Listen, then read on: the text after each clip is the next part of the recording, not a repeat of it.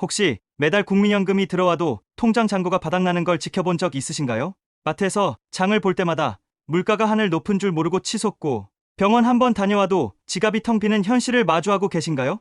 그렇다면 지금 당장 이 영상을 끝까지 보세요. 왜냐하면 앞으로 20분 후면 여러분은 국민연금만으로는 절대 살 수 없다는 충격적인 진실과 함께 그 문제를 완전히 해결할 수 있는 구체적인 방법을 알게 될 테니까요. 저도 처음엔 몰랐습니다. 40년 넘게 성실히 일하며 국민연금을 꼬박꼬박 납부했거든요. 퇴직 후에는 연금만 받아도 충분히 살 수 있을 거라고 믿었죠. 하지만 현실은 달랐습니다. 연금 첫 달을 받았을 때 느꼈던 그 허탈감을 지금도 생생히 기억해요. 통장에 들어온 돈을 확인하는 순간 가슴이 철렁 내려앉았습니다. 이게 정말 내가 평생 일한 대가인가 싶었어요. 한 달 생활비로는 턱없이 부족했거든요. 그때부터 저는 본격적으로 연구하기 시작했습니다. 과연 국민연금만으로 노후를 버틸 수 있는지, 만약 안 된다면 어떤 방법이 있는지 말이에요. 그 결과 충격적인 사실들을 발견했습니다. 통계청 자료를 뒤지고 실제 연금 수령자들을 인터뷰하고 전문가들의 보고서를 분석한 결과 나온 결론은 명확했어요. 국민연금만으로는 절대 살 수 없다는 것. 하지만 절망하지 마세요. 저는 동시에 이 문제를 완벽하게 해결할 수 있는 방법도 찾아냈거든요. 세 번째 해결책은 시니어도 할 수 있는 부업을 통해 추가 수입을 만드는 겁니다. 나이 들어서 무슨 부업이냐고 생각할 수 있지만 요즘은 정말 다양한 기회가 있어요. 제가 직접 경험해본 것들을 소개해드릴게요. 첫 번째는 온라인 판매입니다. 평생 쌓은 솜씨나 취미를 활용하는 거죠. 저는 젊을 때부터 목공일을 좋아했어요. 퇴직 후 시간이 생기니까 작은 소품들을 만들어서 온라인으로 판매하기 시작했습니다. 처음엔 네이버 블로그 마켓에 올렸는데 반응이 생각보다 좋더라고요. 나무로 만든 스마트폰 거치대, 작은 수납함 같은 걸 올렸는데 한 달에 15만 원 정도 벌었어요.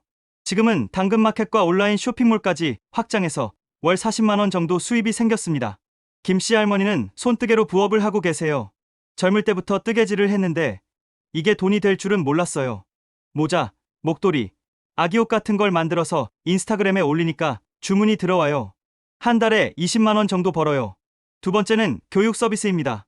평생의 경험과 지식을 젊은 세대에게 전수하는 거죠.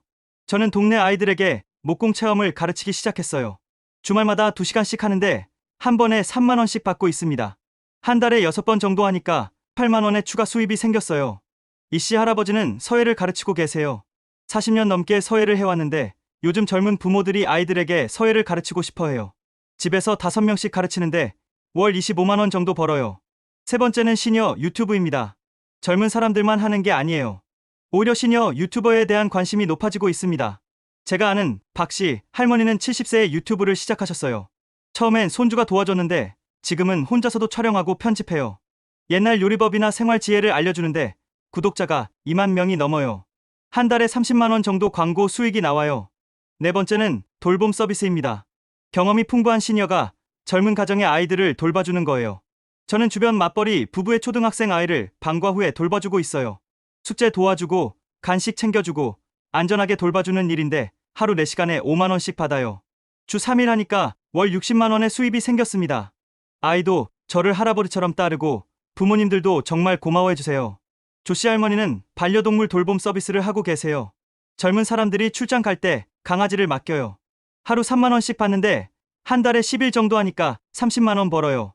강아지랑 산책도 하고 저도 덜 외롭고 좋아요. 다섯 번째는 플랫폼 노동입니다. 배달의 민족 같은 앱에서 시니어 배달 서비스도 있고 청소나 정리 서비스도 할 수 있어요. 제가 아는 한 분은 전기 자전거로 가벼운 배달을 하면서 월 35만 원 정도 버세요. 처음엔 젊은 사람들만 하는 줄 알았는데 시니어 전용 서비스도 있더라고요. 무겁지 않은 음식이나 약품 배달을 하는데 운동도 되고 수입도 생기니까 일석이조예요. 여섯 번째는 경험 컨설팅입니다. 평생 쌓은 직업 경험을 활용하는 거죠. 저는 30년 넘게 제조업에서 일했던 경험을 바탕으로 소상공인들에게 조언을 해주고 있어요. 작은 공장 운영하는 분들이 생산 효율이나 품질 관리에 대해 문의해 오세요. 한 번 상담에 10만 원씩 받는데 한 달에 34번 정도 하니까 30만 원 정도 추가 수입이 생겼습니다. 이런 부업들의 장점은 무리하지 않는 선에서 할 수 있다는 거예요. 건강 상태나 개인 사정에 맞춰서 조절할 수 있거든요. 또 평생 쌓은 경험과 기술을 활용하니까 새로 배울 게 많지 않아요. 중요한 건 시작하는 용기입니다. 처음엔 내가 할 수 있을까 걱정했는데 막상 해보니 생각보다 어렵지 않더라고요. 오히려 젊은 사람들이 시니어의 경험과 신뢰성을 높게 평가해주세요.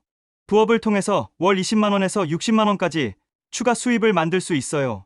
연금 부족분을 채우는데 큰 도움이 됩니다. 주변에 부업을 고민하는 분이 있다면 이 영상을 공유해서 함께 새로운 기회를 만들어 보세요. 오늘 이 영상에서는 먼저 국민연금의 실제 수령액이 얼마나 부족한지 정확한 숫자로 보여드릴 겁니다. 그리고 왜 이렇게 부족한지 근본 원인을 파헤쳐보죠.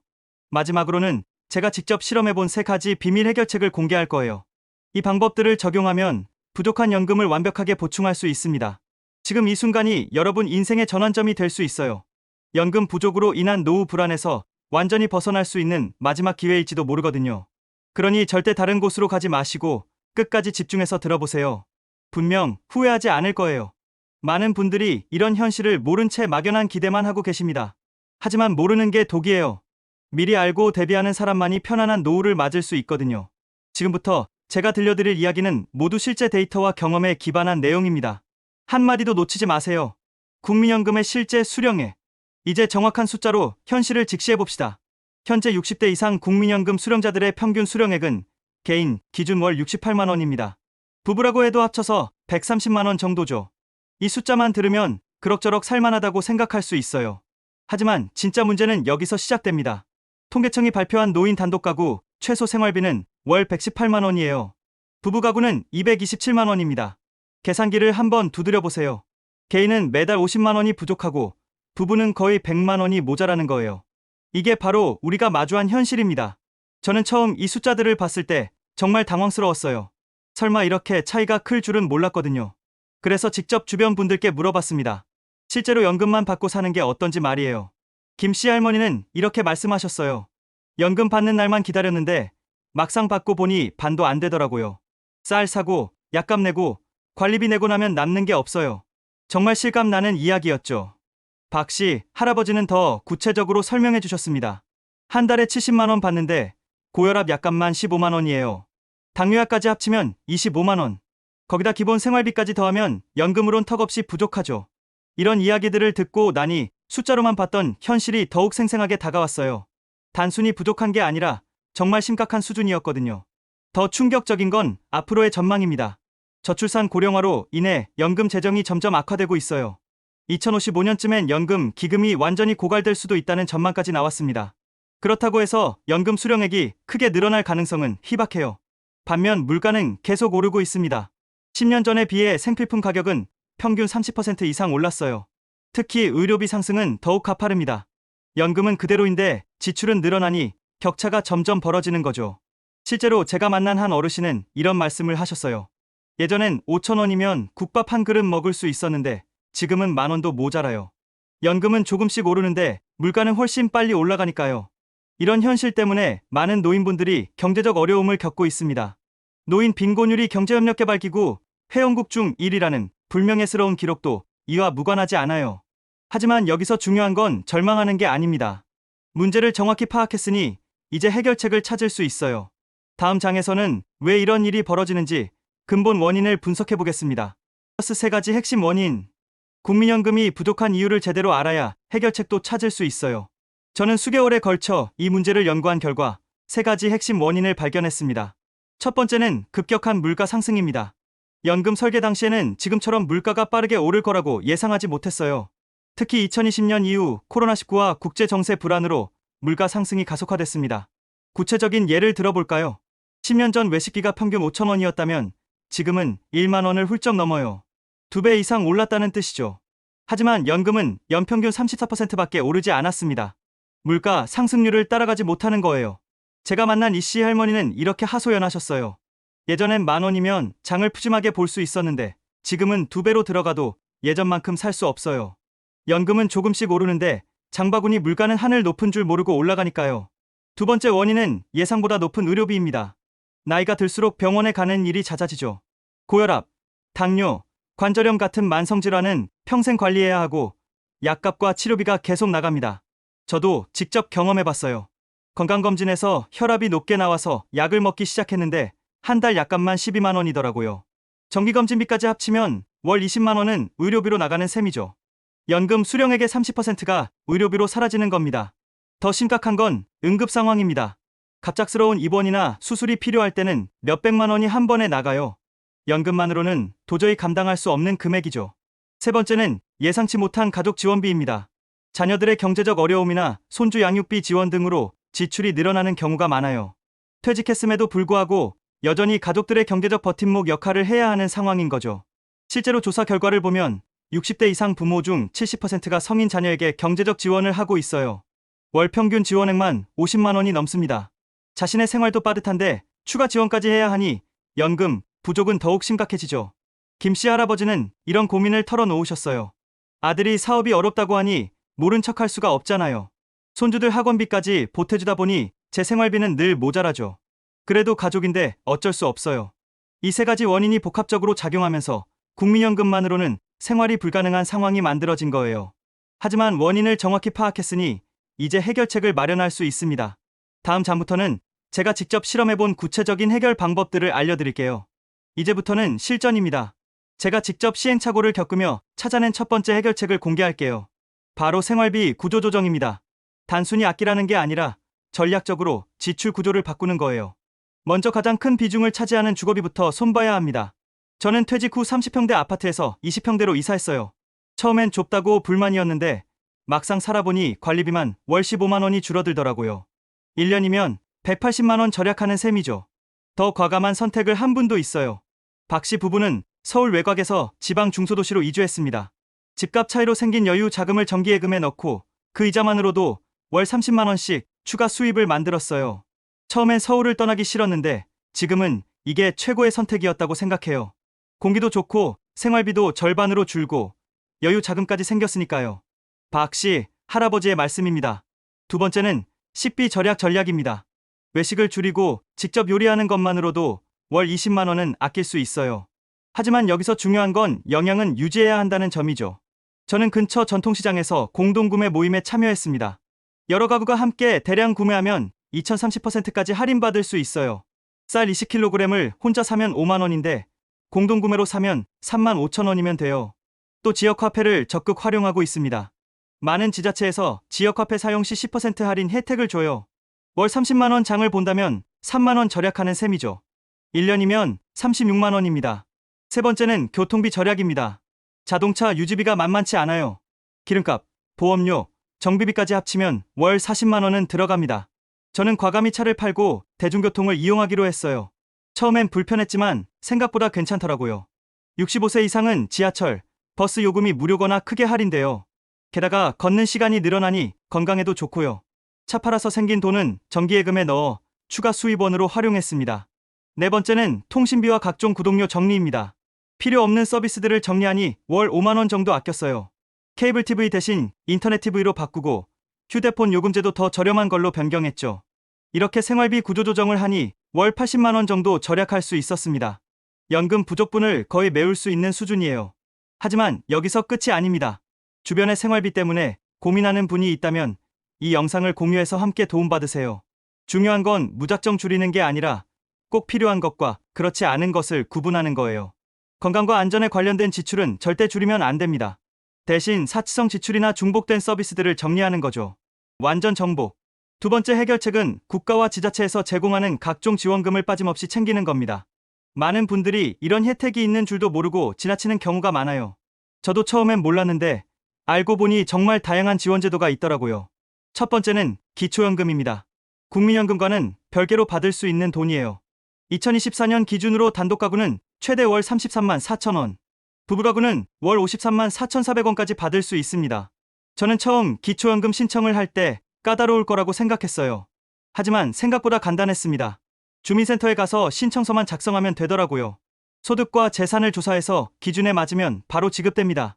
김씨 할머니는 기초연금을 받고 나서 이렇게 말씀하셨어요. 국민연금에 기초연금까지 합치니까 생활이 한결 나아졌어요. 매달 30만 원씩 더 들어오니까 부담이 많이 줄었죠.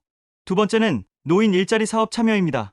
정부에서 운영하는 노인 일자리에 참여하면 월 20만 원에서 50만 원까지 받을 수 있어요. 힘든 육체노동이 아니라 적성에 맞는 일을 선택할 수 있습니다. 제가 참여한 건 공원 환경 정리 일이었어요. 주 3일, 하루 4시간씩 일하고 월 27만 원을 받았습니다. 일하는 보람도 있고 추가 수입도 생기고 건강관리도 되니까 일석삼조였죠. 이씨 할아버지는 스쿨존 교통안전 지킴이를 하고 계세요. 아이들 안전을 지킨다는 보람이 있어요. 게다가 월 30만 원씩 받으니까 용돈 걱정도 덜고요. 규칙적인 생활도 할 수 있어서 만족스러워요. 세 번째는 의료비 지원 혜택입니다. 65세 이상은 건강보험 본인부담금 할인을 받을 수 있어요. 또 저소득층은 의료급여나 차상위 계층 의료비 지원도 받을 수 있습니다. 저는 어르신 건강검진 지원 사업을 통해 연간 30만 원 정도 의료비를 아꼈어요. 국가에서 제공하는 무료 건강검진을 적극 활용하고 65세 이상 독감 예방접종도 무료로 받았습니다. 네 번째는 교통비 지원입니다. 대부분의 지자체에서 65세 이상에게 대중교통 할인이나 무료 이용 혜택을 줘요. 서울은 지하철과 버스를 무료로 이용할 수 있고 다른 지역도 50% 이상 할인해줍니다. 박씨 할머니는 이 혜택으로 월 교통비를 10만 원 이상 아끼고 계세요.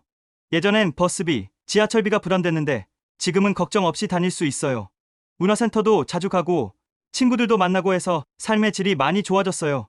다섯 번째는 주거비 지원입니다. 주거급여, 공공임대주택 입주, 집수리 지원 등 다양한 제도가 있어요. 소득 기준에 맞으면 월 10만 원에서 30만 원까지 주거비를 지원받을 수 있습니다.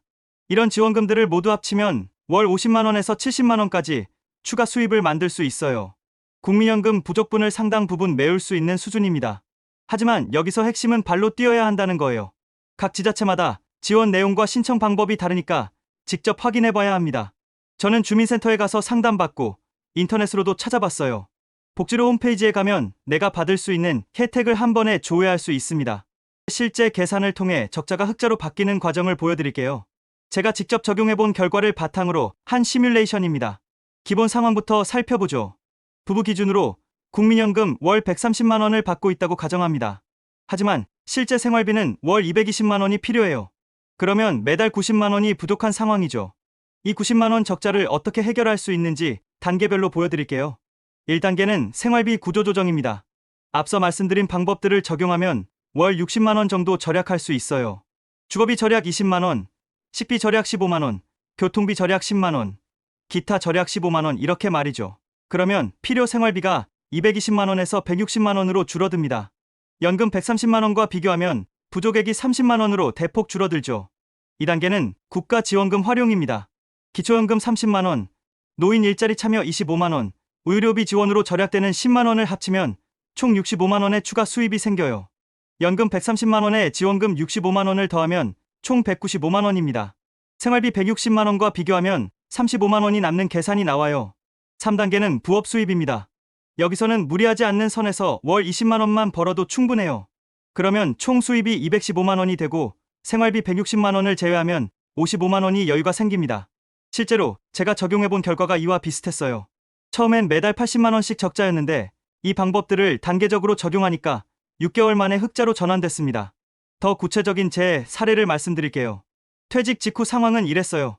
국민연금 72만 원, 생활비 150만 원으로 월 78만 원 적자였습니다. 먼저 아파트를 작은 곳으로 이사해서 관리비를 월 12만 원 절약했어요. 차를 팔고 대중교통을 이용해서 월 35만 원을 아꼈죠. 외식을 줄이고 공동구매를 활용해서 식비를 월 18만 원 절약했습니다. 그 다음 기초연금 신청을 해서 월 30만 원을 받기 시작했어요. 노인 일자리 사업에 참여해서 월 27만 원을 벌었고요. 목공 부업으로 월 25만 원의 추가 수입을 만들었습니다. 결과적으로 수입은 연금 72만 원, 기초연금 30만 원, 일자리 사업 27만 원, 부업 25만 원 해서 총 154만 원이 됐어요. 지출은 구조조정을 통해 85만 원으로 줄였고요. 154만 원 수입에서 85만 원 지출을 빼면 69만 원이 남습니다.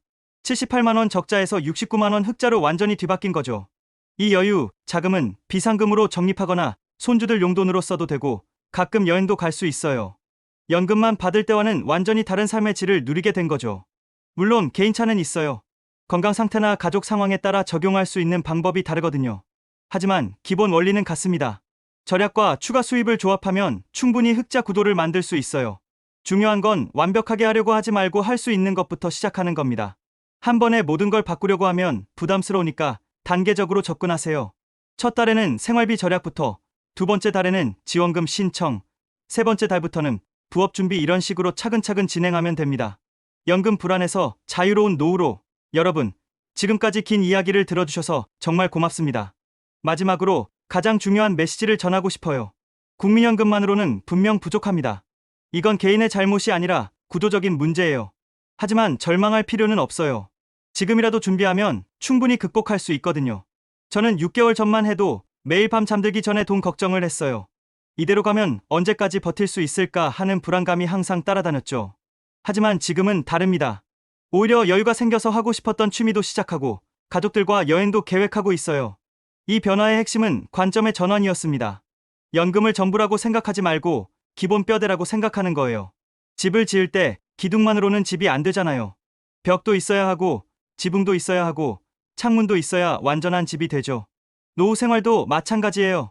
국민연금은 기둥이고 생활비 절약은 벽이고 국가지원금은 지붕이고 부업 수입은 창문인 셈이죠. 이 모든 요소가 조화를 이룰 때 편안하고 안전한 노후 생활이 가능한 거예요. 제가 만난 많은 어르신들이 이 방법들을 적용한 후 이렇게 말씀하세요. 왜 진작 알지 못했을까 하고 말이에요. 하지만 지금 알았으니까 다행이라고 생각해요. 늦었다고 생각할 때가 가장 빠른 때거든요. 혹시 지금 이 영상을 보면서도 내가 과연 할 수 있을까 걱정하고 계신가요? 그런 걱정은 당연해요. 저도 처음엔 그랬거든요. 하지만 한 걸음씩 내딛다 보니까 길이 보이더라고요. 완벽하게 하려고 하지 마세요. 할 수 있는 것부터 시작하면 돼요. 오늘 당장 주민센터에 가서 받을 수 있는 지원금을 알아보는 것부터 시작해도 좋고, 집안 정리를 하면서 필요 없는 지출을 찾아보는 것도 좋은 시작이에요. 중요한 건 행동하는 거예요. 아무리 좋은 방법을 알아도 실행하지 않으면 소용없거든요.